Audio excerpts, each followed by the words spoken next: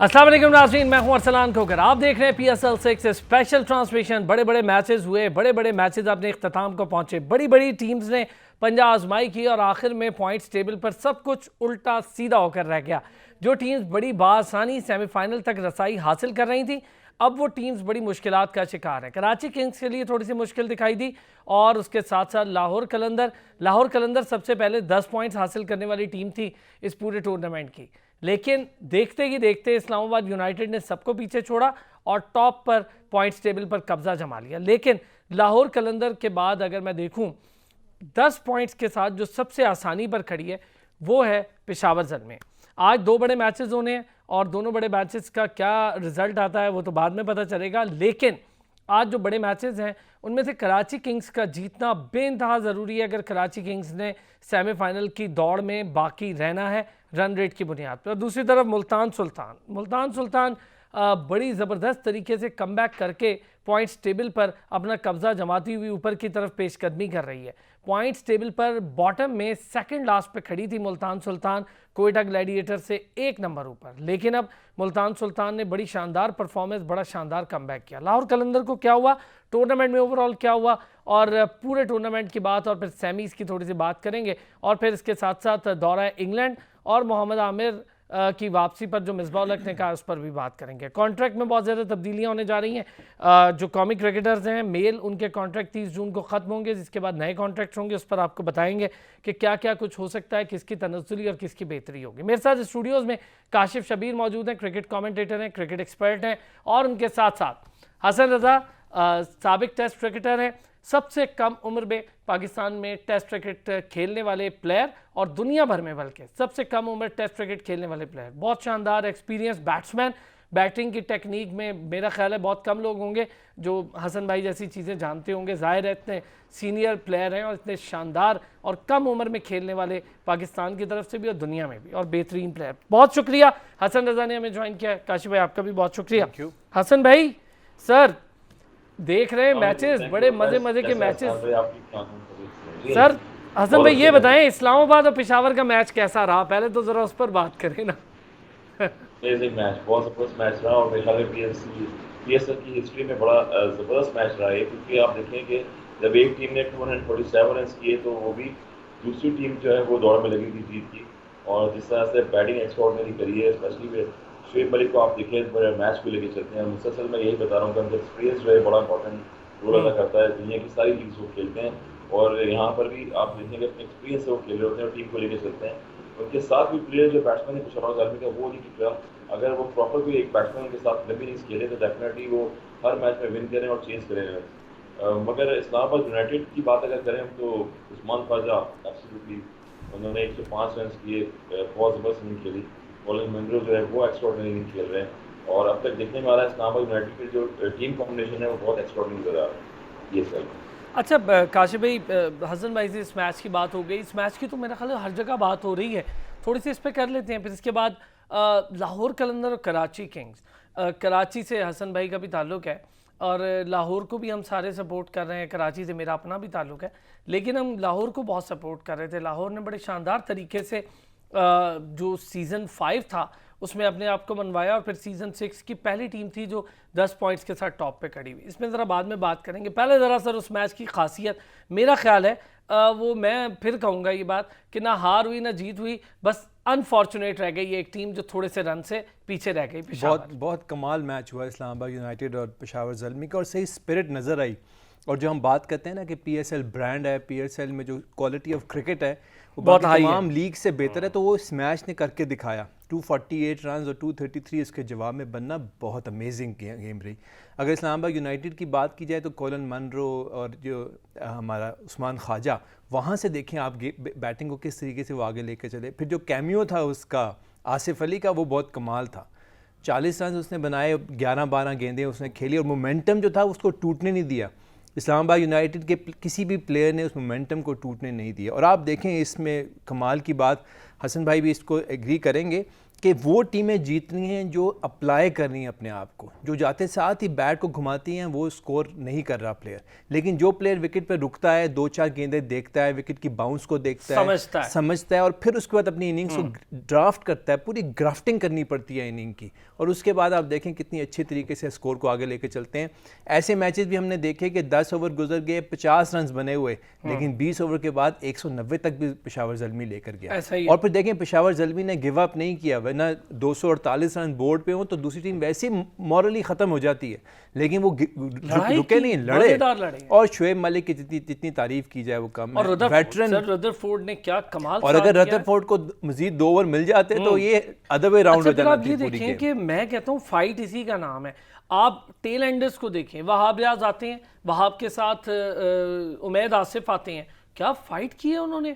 जाहिर है वो बॉलर्स हैं, उस तरह बैट्समैन की तरह नहीं खेल सकते, लेकिन उसके बावजूद एक टाइम पे लग रहा लेकिन हम जिस तरह क्रिकेट में हम कहते हैं ना कि आपने आखिरी गेंद तक लड़ना है और आपने हार नहीं माननी, और वो नज़र आ रहा था। आप हारे लेकिन रिस्पेक्टेबल तरीके से हारे, पूरी वकार के साथ, इज्जत के साथ हारे, और यही, और उसका रिजल्ट क्या हुआ कि पेशावर ज़ल्मी के टेबल के ऊपर भी प्लस में नज़र आ रहा है उनका रन रेट है। अगर वहाँ पर बुरे हारते जैसे लाहौर कलंदर, पॉजिटिव रन, जैसे लाहौर कलंदर ने कल ब्लंडर मारा है, अगर ऐसे मारते तो फिर देखें रन रेट का भी फॉल्ट मिलता। सर आपने लाहौर कलंदर की बात की है गाज भाई, मैं चाहूँगा कि इस पर ज़रा सारे हम डिस्कस कर लें, हुआ क्या है हसन भाई, लाहौर कलंदर के साथ क्या मसला हो गया अचानक से। पहला मैच जीती, 10 पॉइंट्स हासिल करके सबसे पहले जाके खड़ी हो गई पॉइंट्स टेबल पे कि हम अब आसानी में हैं। उसके बाद लगातार आप 3-4 मैच हार गए, ये कोई वैसे तुक समझ नहीं आई। और मुझे तो यही समझ नहीं आ रहा, फ़खर स्कोर नहीं कर रहा, हफीज़ स्कोर नहीं कर रहा, बेन डंक उस तरह, अकेला टिम डेविड है। जब भी टीम कॉम्बिनेशन बनता है, जब विनिंग टीमें खेलती हैं तो कॉम्बिनेशन के साथ खेलती हैं। और अगर आप बेन डंक की बात करें कि वो इस दफ़ा मैच में स्लिप होकर आउट हो रहे T20 में, इसलिए अभी तक उनकी जो बॉडी लैंग्वेज है वो प्रॉपर बैटिंग पे नहीं फोकस हो रही, क्योंकि एज ए कीपर भी हैं वो, और बड़ा टफ जॉब होती है एज ए कीपिंग आपने करना 20 ओवर्स, उसके बाद फिर ओपनिंग में आना, ऊपर बैटिंग करना। तो बहरहाल मतलब प्रोफेशनल अप्रोच होनी चाहिए, और जिस तरह से लास्ट में उन्होंने छक्के चौकों की बारिश की थी वो चीज़ देखने में नहीं आई। उसके बाद फिर हफीज़ जो है वो आउट ऑफ टच रहे बिल्कुल, कुछ ऑन पे वो खेलते रहे, टॉपिच लगा और कवर पे कैचेज हुए। उसके बाद फिर कुछ कॉन्फिडेंट लेवल उनको नज़र नहीं आया, आई ऑन द पोजीशन उनकी जो इतना बॉल की वो नज़र नहीं आई, जिस तरह से वो खेलते हैं, इनिंग्स को डेवलप करते हैं, लेके चलते हैं। अगर मैं मिसाल के दोबारा दे रहा हूँ शुएब मलिक की, कि 19-20 साल शुएब मलिक को हो गए खेलते हुए, 19 हमारे साथ उन्होंने खेली, और आज तक दुनिया की टॉप क्लास लीग वो खेल रहे हैं। जब वो क्रीज पे आते हैं तो वो थर्ड मैन पंचिंग करते हैं, प्लेसमेंट करते हैं, और इनिंग की ग्राफ बनाते हैं पूरी इनिंग्स की, और सिंगल डबल भी खेलते हैं। तो टॉप ऑर्डर जो है वो टोटली फेल रहा है लाहौर कलंदर का। हारिस रऊफ जो है वो अच्छी बॉलिंग कर रहे थे, जब टीम हारती है कॉम्बिनेशन नहीं पता, डेफिनेटली परफॉर्मेंसेस जो है वो उस तरह से ऊपर के सामने नहीं आती। अच्छा एक चीज़ थोड़ी सी हसन भाई, एक चीज़ थोड़ी सी इससे हटके डिस्कस कर लेता हूँ आप दोनों से। टेस्ट चैंपियनशिप का फाइनल भी चल रहा है, इंडिया पहले बैटिंग कर रहा है, पहला दिन तो बारिश की नज़र हो गया, बड़ी मुश्किल हालात में इंडिया, रोहित शर्मा आउट हो गया, शुभमन गिल आउट हो गया है, और 2 खिलाड़ी फारिग हो गए उनके 63 रन पे। टिम साउदी और वैगनर ने एक एक विकेट ले ली है। मुझे लग रहा है कि न्यूजीलैंड का पलड़ा थोड़ा फाइनल में भारी रहेगा, क्या कहते हैं हसन भाई? एटमॉस्फेयर आप वहाँ खेल चुके हैं, आपको पता है। न्यूजीलैंड की टीम और न्यूजीलैंड की जो पूरी ओवरऑल आप टीम देखेंगे, अगर तो बड़ी कॉम्बिनेशन के साथ खेलती है, चाहे वो बॉलिंग हो, स्पेशली उनकी फील्डिंग हो, और जिस तरह से पाकिस्तान को टेस्ट सीरीज में हराई वहाँ पर न्यूजीलैंड में, और इस तरह फिर एक टॉप क्लास बैट्समैन होकर न्यूजीलैंड के आए हैं और डबल सेंचुरी ने की रिसेंटली लास्ट सीरीज में।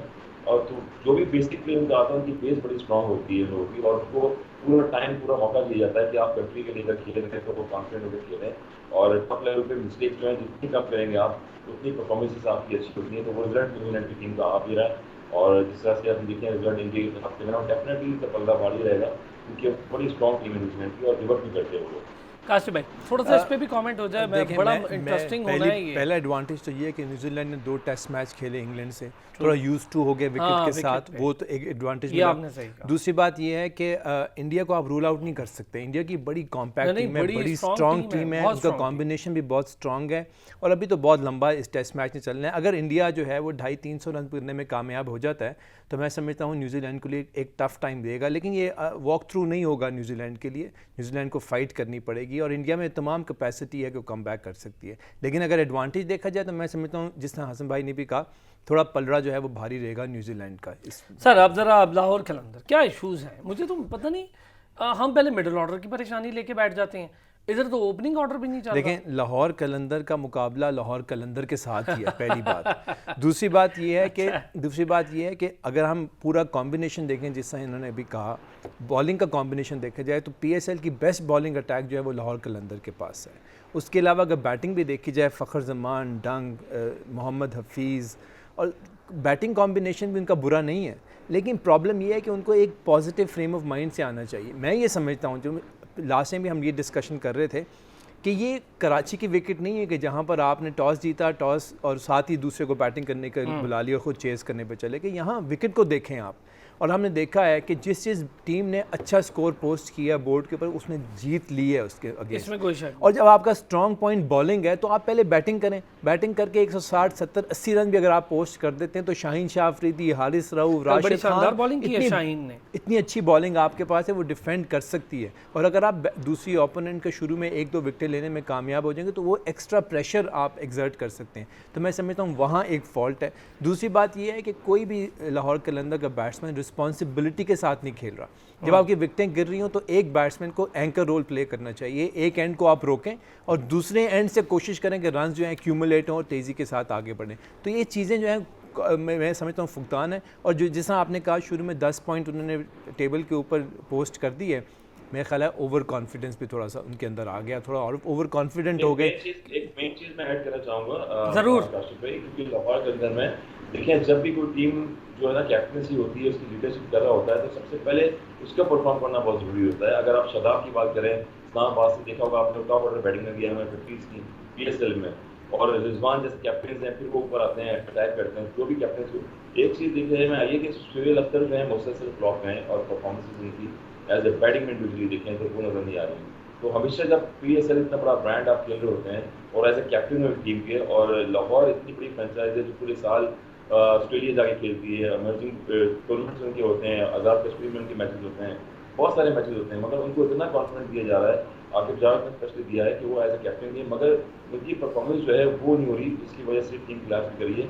अदरवाइज जो बैट्समैन बहुत अच्छे हैं, प्रॉपर खेलते हैं क्रिकेट, मगर उनसे रन नहीं, ये भी एक इफेक्ट होता है लाहौर की बैटिंग साइड। लेकिन इसमें अगर आखिरी मैच में आप देखें तो उन्होंने बैटिंग ऑर्डर भी अपना चेंज कर दिया। सुहेल अख्तर समझ नहीं आया, बेंडंग को ओपनर भेजने का फैसला। अगर सुहेल अख्तर कहीं परफॉर्म कर रहा है तो वो ओपनिंग है, ओपन आके वो कुछ ना कुछ स्कोर करता है, कुछ ना कुछ स्कोर करता है वो, आपने उसको वहीं से हटा कर। और अगर आपको याद हो तो PSL 5 में और PSL 6 के शुरू के मैचेस में जब सुहेल अख्तर को पीछे खिलाया उसने स्कोर नहीं किया, आपने उसको ओपन में चांस दिया, उसने स्कोर करके देखा, चौथे पांचवे पे खेला, लेकिन और इन्होंने बिल्कुल सही कहा, जो लीडर होता है उसको लीड फ्रॉम द फ्रंट करना चाहिए, उसको तो एक रोल मॉडल सामने देना चाहिए। अच्छा, यही शिकायत सरफराज से भी बहुत सारों को रही जब कैप्टन था कि भाई तू ऊपर आके क्यों नहीं खेलते आप। हाँ, देखें जिस तरह वो मुझे याद है ग्रेट इमरान खान कहा करते थे कि अगर आपका बेस्ट बैट्समैन है उसको उनके बेस्ट बॉलर के सामने आना चाहिए, ये नहीं कि उनका बेस्ट बॉलर आया और आप अपने रल्लू के जो है सही रेलू कट्टास को सामने कर दें। तो बेस्ट को बेस्ट के सामने मुकाबला कराना चाहिए। मेरा ख्याल है लाहौर कलंदर को ये दोबारा से रीग्रुप करने की कोशिश है। अभी भी उनके पास एक मैच पड़ा है, अगर वो ये मैच जीतते हैं तो चांस बन सकते हैं और अब तो उनको रन रेट पे भी लड़ना पड़ेगा। तो ये है कि अब तो मेरा ख्याल है कि सारों के लिए एक मुश्किल बन गई है। अच्छा, अब तो सर आज नहीं, आज आखिरी मैच है, अब मैच नहीं है किसी के पास, अब मुक गया सर, अब सेमीज में होगा। अब मेरा ख्याल है कराची किंग्स नहीं, कराची किंग्स का है, कोयटा ग्लैडिएटर्स के साथ, इस्लामाबाद यूनाइटेड का है, मुल्तान सुल्तान के साथ। अच्छा, इस पे भी थोड़ी सी बात कर लेते हैं सर, ये भी आज बड़े अहम मैचेस हैं। हसन भाई, एक छोटा सा ब्रेक चले, मैं ब्रेक लेता हूँ, ब्रेक से वापस आता हूँ तो इस पर बात करते हैं। कराची किंग्स का मैच है कोयटा के साथ, कोई बहुत मुश्किल नहीं है कराची के लिए, क्योंकि कोयटा का मोरल बहुत डाउन है और कोयटा का भी कोई पता नहीं है वैसे। लेकिन दूसरी तरफ जो मुल्तान सुल्तान है उसके लिए ज़रूर मुश्किल है कि उसके लिए ये मैच जीतना बहुत ज़्यादा इंपॉर्टेंट है। इस्लामाबाद को ये मैच हारने से कोई नुकसान नहीं होगा, लेकिन इस्लामाबाद ये मैच हारना चाहेगी नहीं, जिस तरह का मोमेंटम है इस्लामाबाद का। वापस आते हैं ब्रेक से तो इस पर बात करते हैं।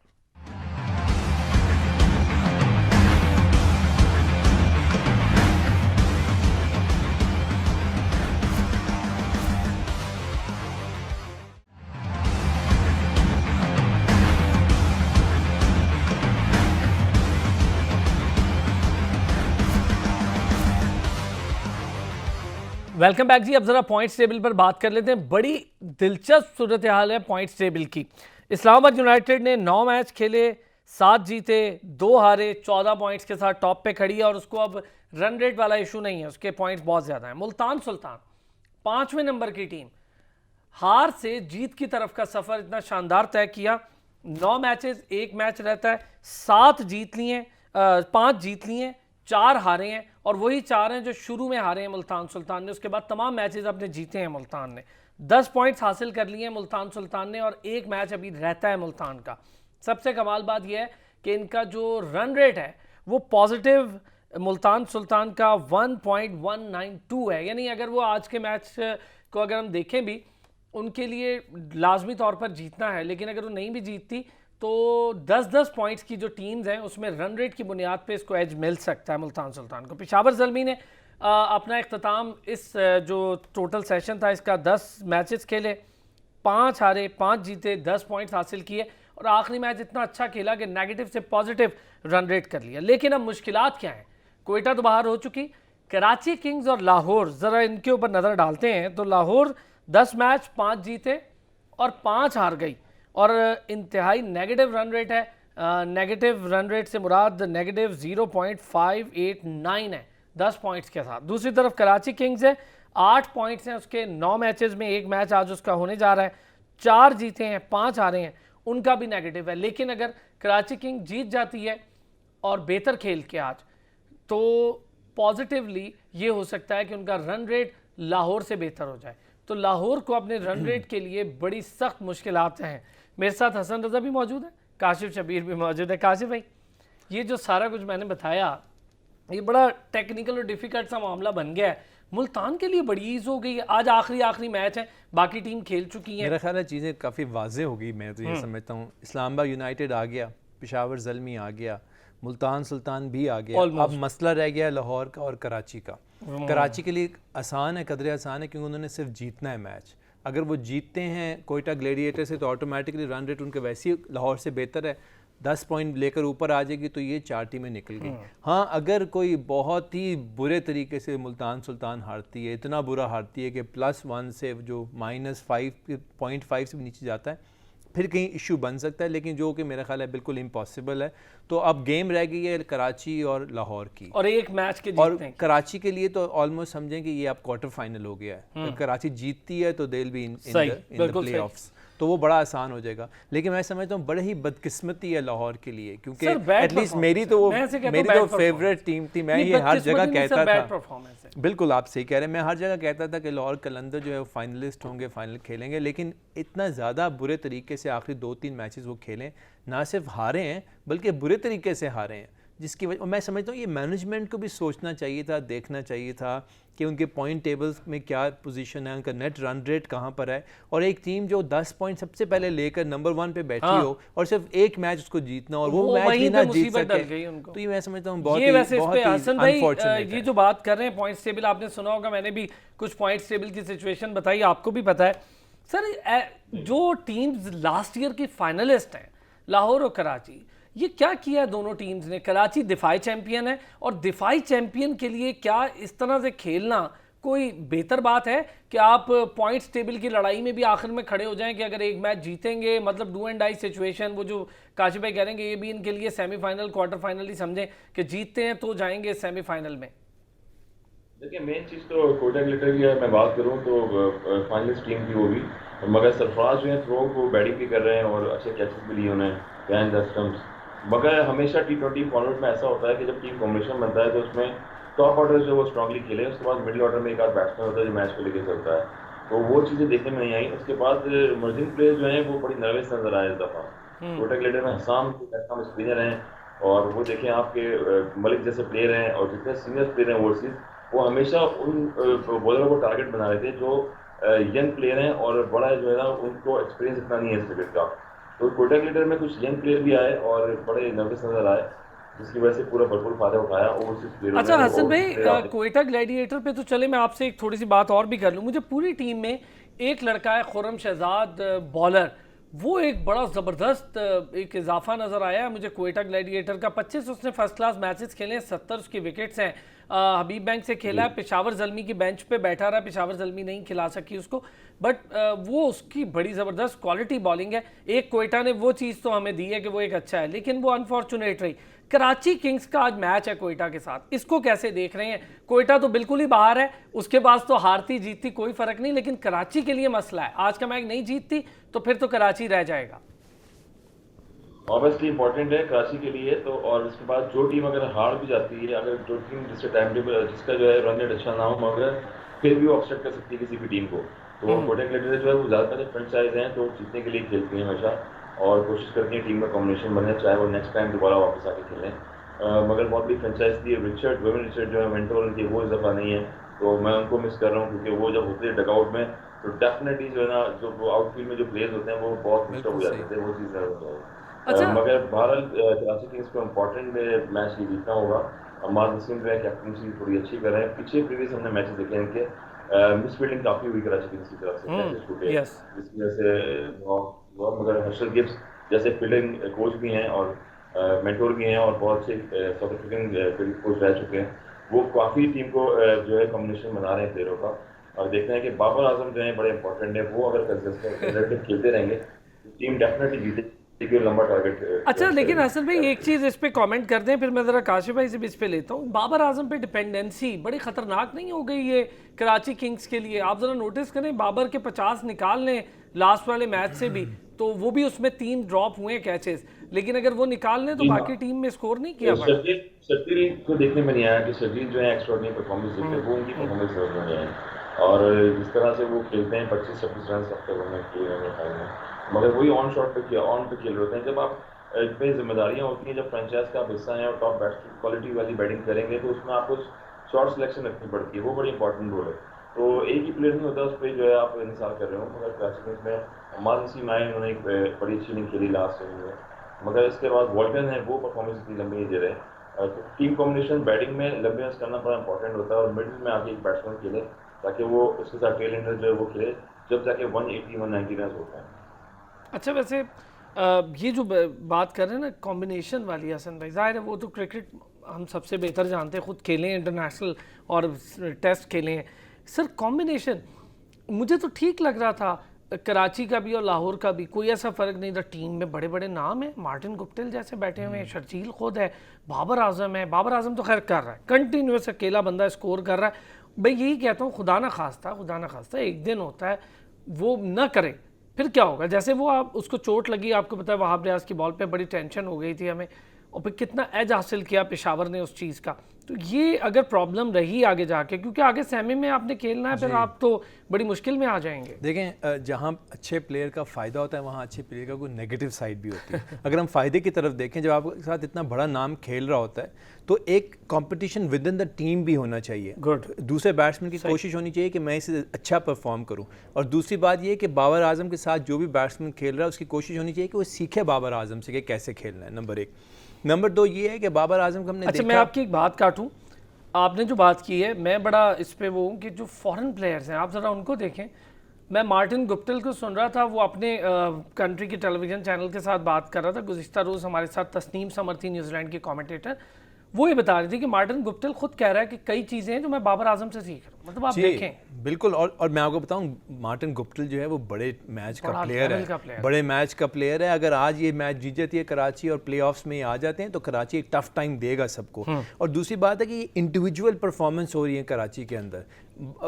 आमिर जो है वो भी परफॉर्म कर रहा है, लेकिन इंडिविजुअल एज अ टीम, एक ओवर मुझे आमिर का पूरा अच्छा लगा है जिसके अंदर उसने छक्का खा के 1 रन दिया, 7 रन दिए, तो जो फाइनल ओवर था उसको सेव कर लिया आमिर ने, वो बहुत अच्छा ओवर किया जी। लेकिन जो जेल इन करने की ज़रूरत है, एज अ टीम खेलने की ज़रूरत है, एज अ यूनिट खेलने की ज़रूरत है, वो कराची के लिए में मिसिंग है। अगर वो वसीम अकरम और गिब्स जो है अगर वो टीम के अंदर इनकलकेट कर सकें, उनके अंदर ला सकें, तो मैं समझता हूँ कराची अभी भी बड़ी स्ट्रॉन्ग टीम है। आप देखें शर्जील, बाबर आजम, गुप्टिल, इमाद वसीम, सारे नाम उनमें मौजूद है। बॉलिंग अटैक भी उनके पास बहुत अच्छा बेहतरीन बॉलिंग अटैक है, और हमने पिछले मैच में देखा कि इमाद वसीम की कैप्टनसी भी निखर के सामने आई है। तो ओवरऑल कराची एक अच्छी टीम है, लेकिन कराची की जो परफॉर्मेंस है वो एज अ यूनिट नहीं आ रही जिसकी वजह से हमें प्रॉब्लम आ रहा है। हर चीज़ डिपेंडेंट है उसके ऊपर, बाबर आजम के ऊपर, कि बाबर आजम ही स्कोर करेगा। लेकिन अनफॉर्चुनेटली बाबर आजम भी जो है वो टीम के लिए मुझे लग रहा है उस तरह नहीं खेल रहा। जहाँ तेज़ स्ट्राइक रेट चलाने की ज़रूरत है वहाँ बाबर आजम उस तरह नहीं चल रहा। सर एक चीज़ मैं आपको बताऊं, मुझे भी इस चीज़ से शुरू में था मामला, लेकिन हमने कुछ परफॉर्मेंस 80 वाली आपने देखी जिसमें बाबर ने 80 किया, कंसेक्टिव स्कोर किया था, उससे पहले 70 समथिंग और फिर 80। उसमें आप देखें बाबर तेज़ खेला है और बाबर के तेज़ खेलने की वजह से स्कोर हुआ है 190 तक गया, पर उनकी बॉलिंग ने डिफेंड कर पाई। ये मसला है। हसन भाई, वसीम अकरम डगआउट में है, उनसे बड़ा जीनियस कौन हो सकता है? आप तो खुद खेले हैं वसीम अकरम की कैप्टेंसी में, उनसे बड़ा जीनियस कौन हो सकता है? अब आमिर का वो बिल्कुल सही, तो फिर क्यों बॉलिंग इतनी स्ट्रगल कर रही है कराची किंग्स की? और बॉलर भी सारे वही हैं जो पाकिस्तान की तरफ से अरशद खेल रहा है, आमिर बहुत बड़ा नाम है, आमिर यामीन बहुत अच्छा नाम है, और सारे उनके जी यस ये देखें अब कितने अच्छे बॉलर्स हैं उनके पास। अब तो असल में प्रॉब्लम क्या होता है? आपको पता है कि जब डेथ में वो करते हैं और फिर रिवर्स भी हो रहा है, रिवर्स भी बॉल होता है। जिस तरह वहाँ पर आपको देखिए आपके बॉलिंग राउंड आते हैं वो राइट हैंड बैट्समैन पे, एंगल चेंज करना चाहिए आपको बॉलिंग में, क्योंकि यार बैटिंग ट्रैक हो गए हैं। पिछले अगर हमने मैच देखे शुरू में तो 150, 60, 70 रन बने थे, मगर अब 248 रन बन रहे हैं। मीन्स के हेल्प जो है टोटली बैट्समैन को मिल रही है और बॉलर्स को अपने ओवर बचाने 4 ओवर, जिसमें आप अगर मैच पे आपको एग्जाम्पल दूँ कि इमर्जिंग प्लेयर की हम बात कर रहे हैं कि बॉलर जो है जफर गौर जैसे जो है 65 रन दे रहे हैं, मीन्स के बड़ा डेंजरस हो जाता है, इतने बैटिंग ट्रैक बन गए हैं। और जब ओवरसीज प्लेयर के सामने कोई प्रोफेशनल प्लेयर के सामने आए तो डेफिनेटली हाथ पैर वैसे ही खुल जाते हैं यंगस्टर के। तो बॉलर को कैसे वो बचाना, रिवर्स स्विंग करना, चेंज ऑफ पेस करना, वो एक बड़ा आर्ट होना चाहिए। और वसीम अकरम जैसे लेजेंडरी बॉलर, आपको पता है स्विंग के सुल्तान भी रहे हैं और रिवर्स स्विंग भी जानते हैं, तो वो ज़्यादा बात डिलीवर कर रहे हैं। अरशद इकबाल जैसे बॉलर हैं और आमिर यामीन बहुत निकी बॉलर हैं, ऑफ द पिच बड़ी अच्छी बॉल करते हैं। तो वेरिएशन अच्छी होनी चाहिए बॉलर्स की, और यही टाइम है इनका सीखने का, क्योंकि पाकिस्तान एक ऐसा ब्रांड है PSL जो हो रही है। अच्छा हसन भाई, एक ब्रेक लेता हूँ, मैं चाहूँगा ब्रेक से आऊँ तो आपसे ज़रा ये भी डिस्कस करूँ, इतने बड़े बॉलर्स के बीच में एक हम उसको बहुत अच्छा बॉलर रेट करते हैं लेकिन कोई बहुत एक्सपीरियंस नहीं है, फिर भी हसन अली, उसकी बॉलिंग में बड़ा फ़र्क है बाकी बॉलर्स के मुकाबले में। ब्रेक से वापस आता हूँ तो इस पर बात करता हूँ।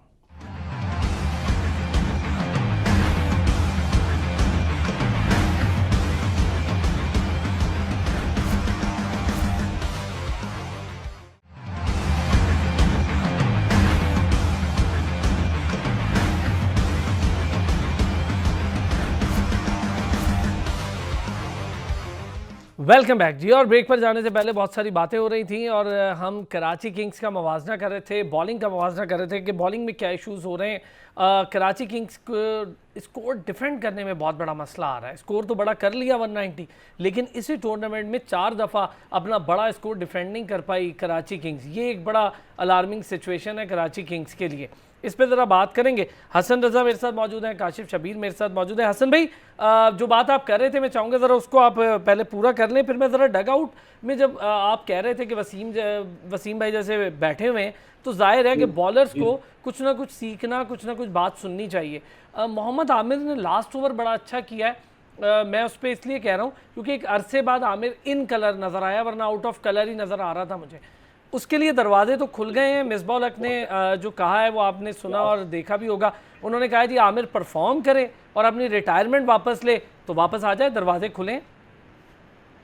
डेफिनेटली स्टेटमेंट अगर इतने बड़े प्लेयर हैं और वसीम अकरम अगर ये चीज़ कह रहे हैं तो डेफिनेटली कुछ सोच समझ के कह रहे हैं कि मीन्स उनसे चाह रहे हैं कुछ काम लेना, मजीद पाकिस्तान के लिए रिप्रेजेंट करना, कुछ खेलने के लिए मजीद परफॉर्मेंस दें तो वो खेल सकते हैं वो, क्योंकि फास्ट बॉलिंग आगे देखें, बैक टू बैक सीरीज़ बड़ी लंबी आएंगी।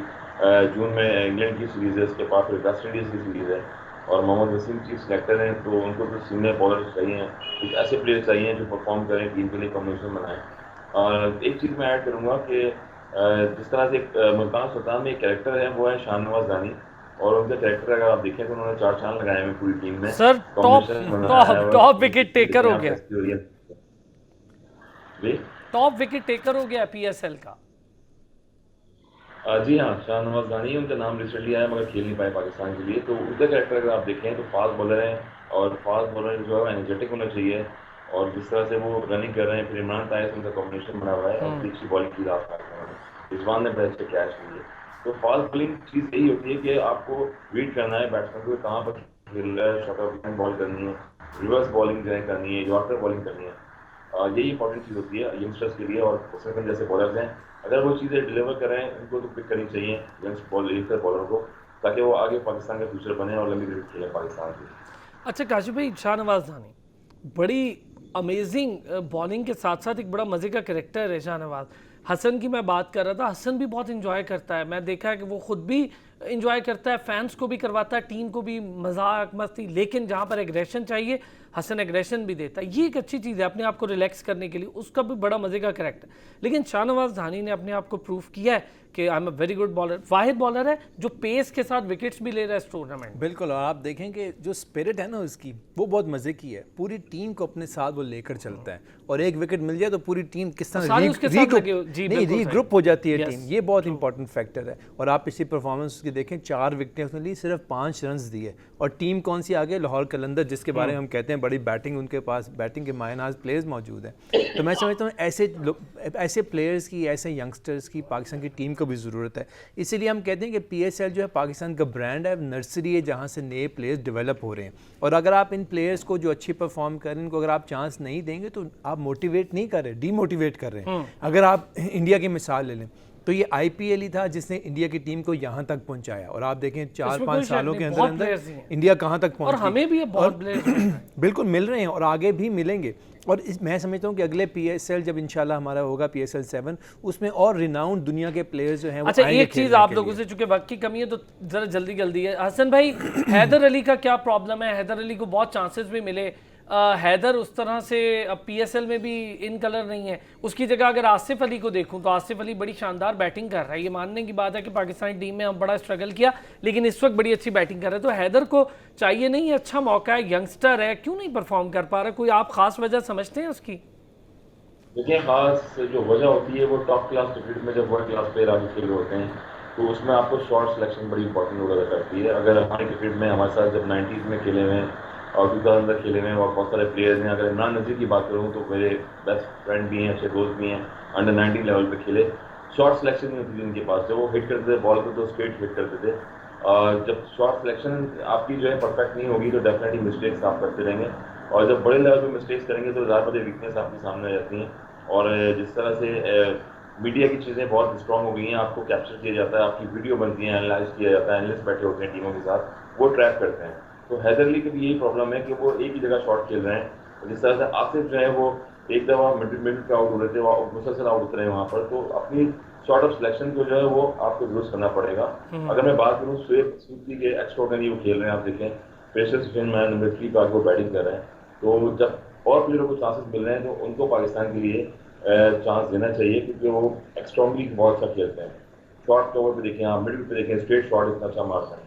तो शॉर्ट ऑफ सिलेक्शन जो है वो टॉप क्लास बॉलर के सामने होनी चाहिए, ताकि आपकी क्रिकेट खुद भी इम्प्रूव होगी और आप पाकिस्तान के लिए भी आगे खेल सकते हैं। टेक्निकली बात बड़ी जबरदस्त है, शॉर्ट ऑफ सिलेक्शन आपको समझता हूँ कि हैदर अली को की टेक्निक बहुत अच्छी है, उसको थोड़ा सा पीछे लेकर जाने की ज़रूरत है। उसको जो उसको छाप लग गई है कि ये T20 का प्लेयर है, पीछे लेके उसको ODI में लेकर आएँ, और अगर एक आध उसको टेस्ट मैच खिला जाए तो टेक्निक मजीद इंप्रूव की जाए। ये आप कहते हैं तो अच्छा आइडिया है मेरा ख्याल है, टेस्ट खिलाने से टेस्ट खिलाएं ताकि, क्योंकि असल टेक्निक क्रिकेट की जो है वो टेस्ट बिल्कुल क्लासिक और टेम्परामेंट आपके अंदर आता है। वो टेम्परामेंट जब आएगा तो उसको इस्तेमाल करते हुए आप T20 में लेकर ये जो आप कह रहे हैं, मैं चाहूँगा इस पर हसन भाई, ये ठीक बात है कि टेस्ट क्रिकेट खिला के देखें नए प्लेयर्स को, उनको टेम्परामेंट आ जाएगा, टेक्निक आ जाएगी। जी हाँ, मगर आपकी प्रॉब्लम ये है कि अजहर अली टेस्ट में है, फिर फवाद आलम जैसे प्लेयर आए, अब किसी जगह खिलाएंगे आप? इतनी मुश्किल से टीम सेटल होती है। इसके बाद जिम्बाब्वे सीरीज में आप देखें टीम जीतती है, टीम का कॉम्बिनेशन बनाए, मगर जो भी सिलेक्टर होता है सिलेक्शन कमेटी में, वो कोशिश ये करता है कि जिस दायरे में रहते हुए टीम की सिलेक्शन हो रही है उसी दायरे में करें। ये बात ठीक है। ले सर, एक सेगमेंट की तरफ मुझे जाना है, मैं ज़रा पहले उस पर, जहाँ पर लीग्स दुनिया भर में चल रही हैं वहीं पर एक कंपटीशन चल रहा है दागों के चैंपियन का, और सारे प्लेयर्स एड़ी चोटी का जोर लगा रहे हैं, और छक्के भी लग रहे हैं, चौके भी लग रहे हैं, धुलाई भी हो रही है, कैचेस भी हो रहे हैं, डाइव्स भी लग रही हैं। तो आज देखते हैं दागों का चैंपियन कौन है।